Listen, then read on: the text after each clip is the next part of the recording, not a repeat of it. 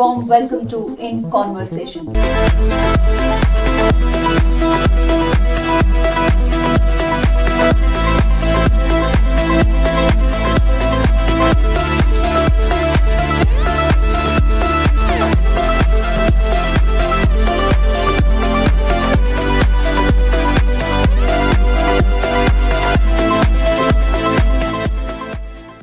नमस्कार, आदाब, सत श्री अकाल and a very warm welcome to in conversation. In conversation में आज हम बात करेंगे मनोविज्ञान की, मनोचिकित्सा की और कहीं ना कहीं हमारे अंदर के अंतर मन को जानने की।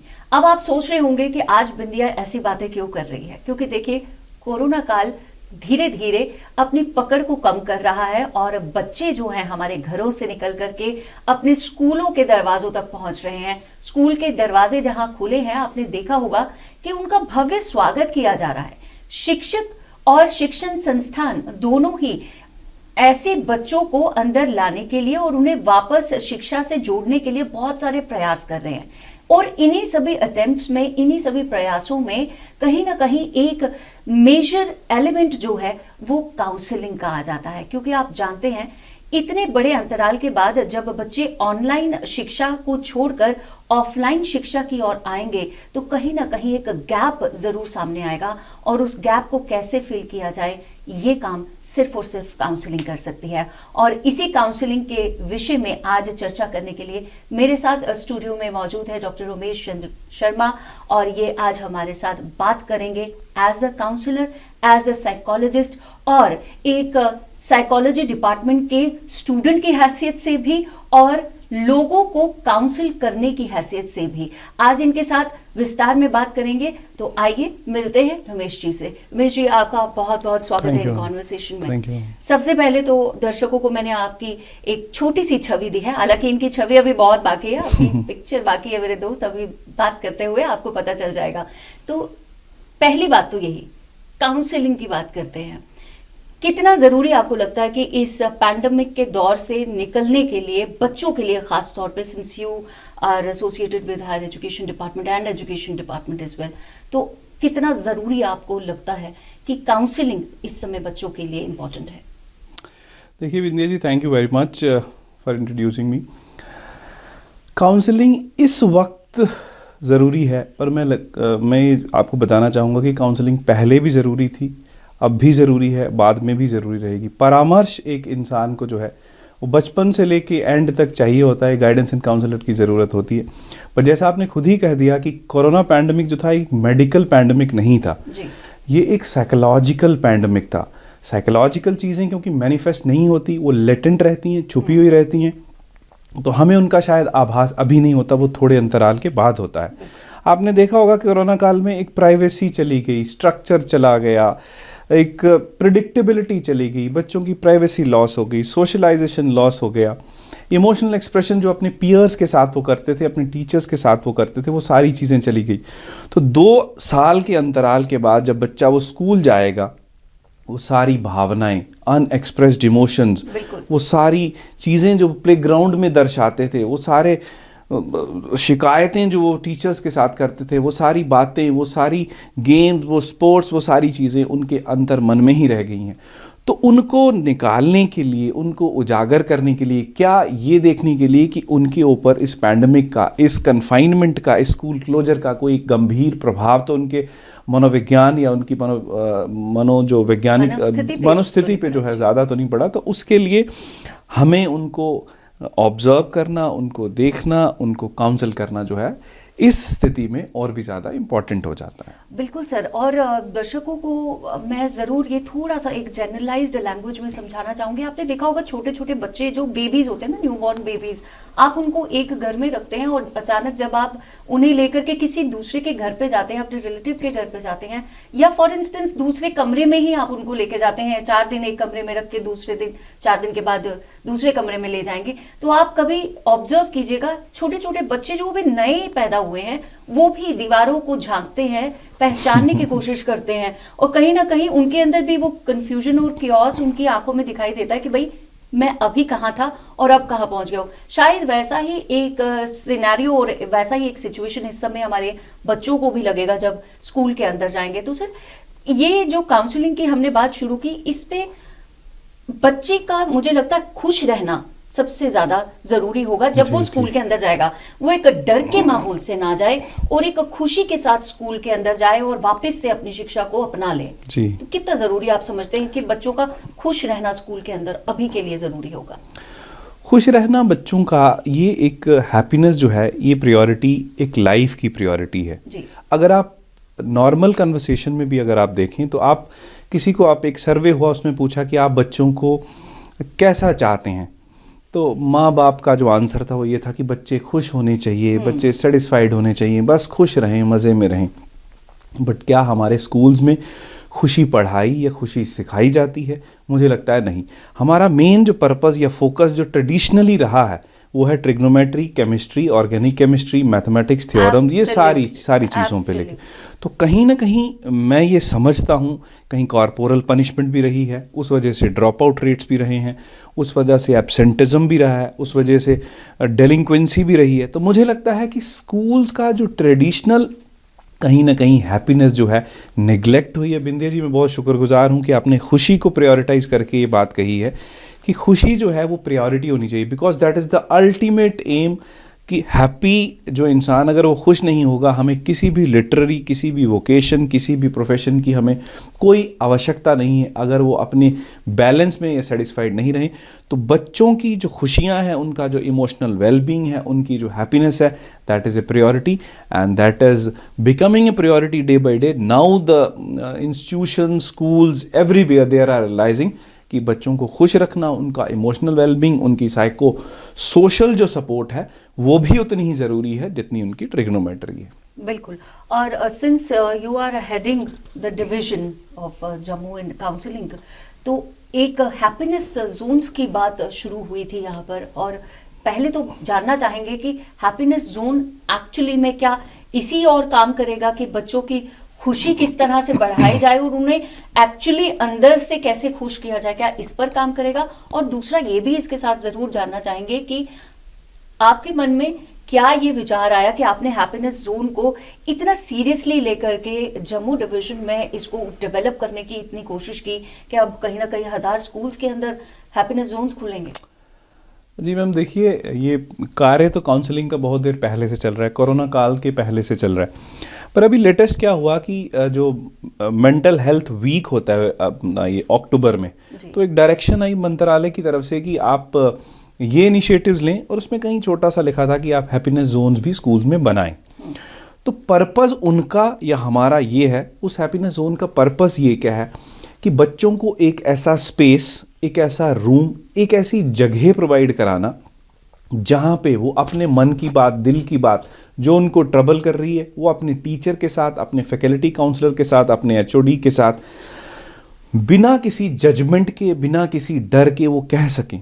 बिकॉज बच्चों की अनहैप्पीनेस का मेन कारण है एक्सप्रेशन प्लेटफॉर्म, स्पेशली एक्सप्रेशन उस तरह से तो नहीं, मैं कहूँगा कि expression what is like what is troubling them, वो उसको नॉन जजमेंटली एक्सप्रेस कर सके।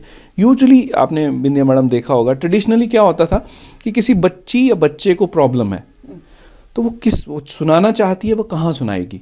स्टाफ रूम में बाकी टीचर्स हैं, या तो प्रिंसिपल के चैम्बर में लाया जाता है मुजरिम की तरह, वहाँ भी नहीं बात दिल की हो पाती। तो हमारा या government of Jammu and Kashmir का या हमारे प्रिंसिपल सेक्रेटरी साहब का, डायरेक्टर साहब का या मंत्रालय का भी यही उद्देश्य रहा होगा कि सेपरेट में जाके एक ऐसा टीचर जो किसी से उनकी मन की बात ना कहे, उनके मन की बात सुन ले।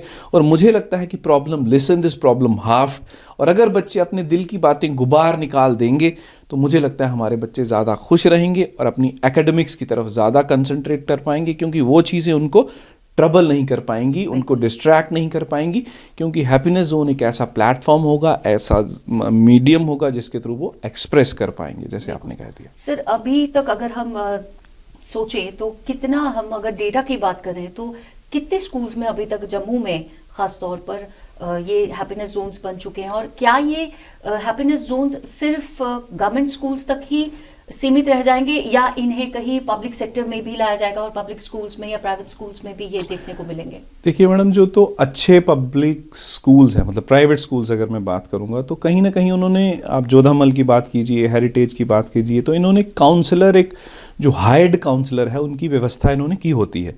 तो एक तरह से इनके पास कोई एक चैम्बर या रूम या कोई व्यवस्था इनकी होती है।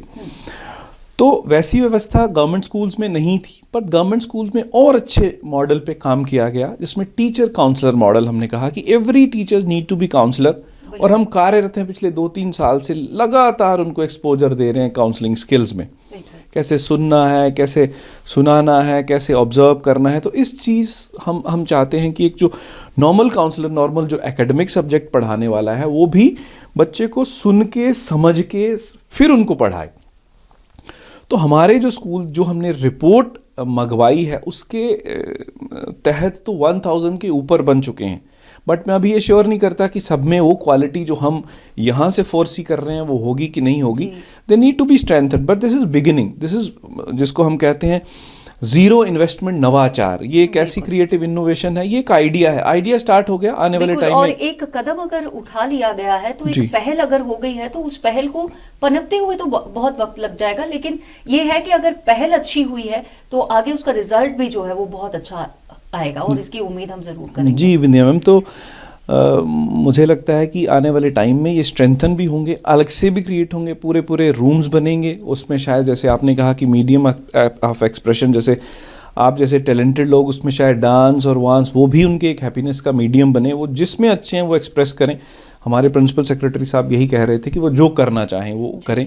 तो इस तरह की चीज़ें आने वाले टाइम में इंट्रोड्यूस होंगी, बट हमने शुरुआत जो है बड़ी अच्छी हुई है, और एक कल्चर जो इंडिविजुअल काउंसलिंग का है ये सस्टेनेबली डेवलप हो, यही हमारी एक आशा है इसको लेके। और कहीं ना कहीं शायद ये काउंसलर कौन होता है उसकी एक जो एक नेगेटिव धारणा लोगों के बीच में बनी हुई है कि भाई काउंसलर कौन है, वो जो रिसेप्शन के ऊपर बैठा हुआ है और आपको गाइड करेगा, हाँ आप ये सब्जेक्ट लो और ये नहीं लो, बस वही है काउंसलर, और उसका इससे आगे उसका कोई और काम नहीं है।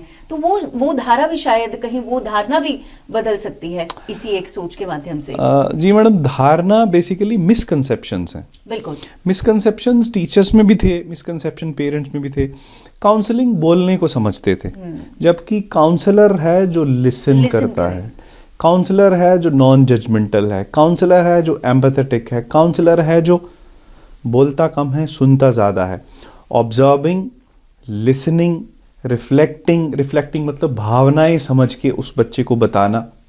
तो ये सारी चीज़ें थी। और जो बाकी मिसकंसेप्शंस हैं जिसके लिए बच्चे नहीं जाते थे, तो मैं आज आपके इस चैनल की माध्यम से अपील करना चाहता हूँ कि counselling is not meant for mad people और साइकोपैथ्स और deviants. This is just like you are in conversation. तो हम कन्वर्स करते हैं अपने दिल की बात। हमें कोई पड़ोसी चाहिए होता है, दादी दादा चाहिए होते हैं, भाई बहन कुछ। तो न्यूक्लियर फैमिलीज़ की वजह से हमारे पास समय ही नहीं रहा, दादी दादा नहीं रहे। उसके बाद तो ये काउंसलर वही आपका बडी का काम करता है, जो आपको जो गैप है जो कन्वर्सेशन का, उसको पूरा करता है। तो विदाउट स्टिग्मा आप अपने टीचर से, अपने काउंसलर के साथ बात करें, क्योंकि बात करने से ही बात बनती है, आप जानते ही हैं। ये बहुत सही बात आपने कही कि जब तक हम अपने बात अपने मन की किसी के साथ करेंगे नहीं, तो हमारा मन जो है वो हल्का नहीं होगा जी। एक और बात आपने यहाँ पे कही, बार बार आप उस पर बहुत ज्यादा एम्फेसाइज कर रहे हैं कि काउंसलर जो है he needs to be a very patient listener. तो कहीं ना कहीं ये इस बात की ओर भी इशारा करता है कि इस तरह के हैप्पीनेस जोन्स में काम करने वाले जो टीचर्स होंगे या जो ये टीचर काउंसलर्स हैं, उनका ट्रेंड होना, स्किलफुल होना बहुत ज़्यादा ज़रूरी होगा। तो क्या इस काम के लिए आप टीचर्स को आपके डिपार्टमेंट की ओर से या डिवीजन के प्रशासन की ओर से कोई स्पेशल ट्रेनिंग प्रोग्राम्स करवाए जाएंगे, या बीएड के करिकुलम में ही आप टीचर एजुकेशन के करिकुलम में ही आप इसे इम्बाइब करना और इनकलकेट करना पसंद करेंगे? बहुत अच्छा क्वेश्चन है मैडम। देखिए, बहुत सारे तरीके हैं जो इख्तियार किए जा रहे हैं। सबसे पहले कि 2-3 साल पहले ही हमने बिगिन कर दिया था। आप ऑर्गेनाइजेशन का नाम लीजिए, भारतीय काउंसलिंग साइकोलॉजी एसोसिएशन। स्किम्स जो मेडिकल कॉलेजेस हैं उनके साइकियाट्रिस्ट, निमहान, जो कि एशिया में, इंडिया में नहीं, एशिया में बहुत बड़ा इंस्टीट्यूट है, national institute of mental health and neuro sciences का, उनके साइकोलॉजिस्ट या उनके साइकेट्रिस्ट, उसके अलावा बहुत सारी एनजीओज, उसके साथ बहुत सारे गवर्नमेंट एंड प्राइवेट हॉस्पिटल, जिसमें मैं फोर्टिस का नाम लूँगा, मेदांता का नाम लूँगा, इन सब ने मिलके 1 दिन, 2 दिन, 4 दिन, 1 हफ्ता ये ट्रेनिंग प्रोग्राम्स ऑलरेडी हमने किए हुए हैं जी। उसके अलावा हमारा ICPS, integrated child protection scheme, ये प्रोग्राम रेगुलरली चल रहे हैं हमारे। तो our teachers are like quite good exposed to all the counseling skills, all the counseling things। हमारा एक कैलेंडर चल रहा है, उस कैलेंडर के माध्यम से भी हमारे टीचर्स आधे से ज़्यादा साइकोलॉजिस्ट और काउंसलर बन गए हैं। तो मुझे लगता है ऐसी दिक्कतें होने नहीं वाली। आने वाले समय में जैसा आप बोल रहे हो कि बीएड में इंटीग्रेट करना या अलग से सर्टिफिकेट या डिप्लोमा को स्टार्ट करना या टीचर्स को डिप्यूट करना बाहर NCERT या RI अजमेर में, ऐसी चीज़ें ज़रूर होंगी। बिकॉज ये जो चीज़ें हैं साइको सोशल सपोर्ट बच्चों को देने के अलावा अदरवाइज भी उनको एज ए गुड टीचर बनने में हेल्प करेंगी। करेगा बिल्कुल जी। और कहीं ना कहीं हम अगर टीचर की डेफिनेशन भी देते हैं तो उसमें भी कहीं ना कहीं हम ये कहते हैं कि teacher is a better counsellor. तो अगर आप एक बेहतरीन टीचर बनना चाहते हैं तो कहीं ना कहीं ये काउंसलिंग की जो हमारी शिक्षाएं हैं और ये सर्टिफिकेट कोर्सेज जो हैं या ये जो वर्कशॉप्स आपके डिपार्टमेंट के माध्यम से कराई जाती हैं उनमें भागीदारी देना बहुत ज़्यादा आवश्यक भी हो जाएगा।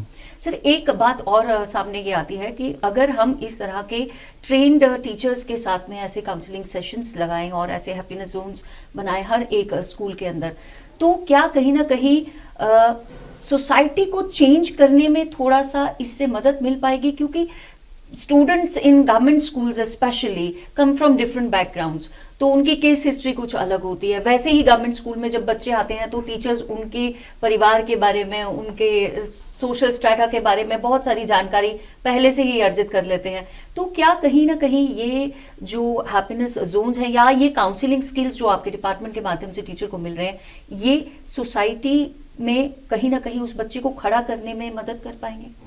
देखिए, आपने खुद ही कहा कि जो गवर्नमेंट स्कूल्स का जो स्टार्टा है ये कुछ अलग सोशियो इकोनॉमिक बैकग्राउंड से आता है जी। तो ये बैकग्राउंड वाले बच्चे वल्नरेबल होते हैं, vulnerable to drop outs, vulnerable to abuses, vulnerable to leaving the school early, है ना।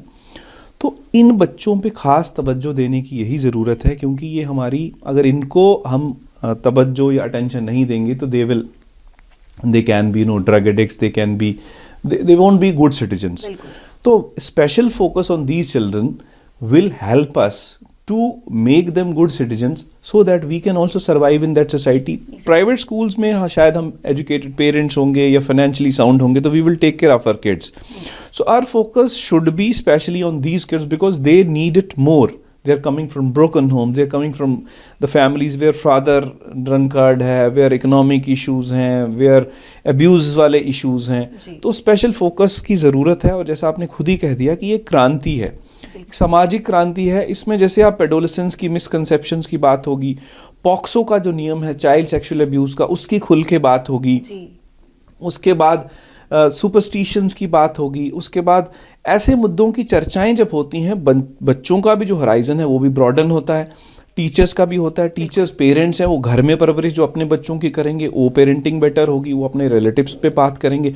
तो स्कूल एजुकेशन क्योंकि एक बहुत बड़ा महकमा है, बहुत बड़ी वर्कफोर्स है, इनके स्टेक होल्डर्स जिसमें टीचर्स, जिसमें स्टूडेंट, जिसमें उनके पेरेंट्स, इन तक भी ये बातें अगर पहुंच जाएं तो ये एक सामाजिक क्रांति का संकेत है, एक पॉजिटिव संकेत है। मुझे लगता है कि बहुत हद तक ये सोशल चेंज का काम करेंगी। तो लाइफ स्किल्स की इम्प्रूवमेंट भी हो सकती है, एनहांसमेंट भी हो सकती है, और किस तरह के लाइफ स्किल्स इस काउंसलिंग के माध्यम से हम बच्चों तक पहुंचा सकेंगे? देखिए, लाइफ स्किल जो WHO ने दिए हैं वर्ल्ड हेल्थ ऑर्गेनाइजेशन में, उसके बाद 21st सेंचुरी स्किल्स हैं वो नए आ गए हैं।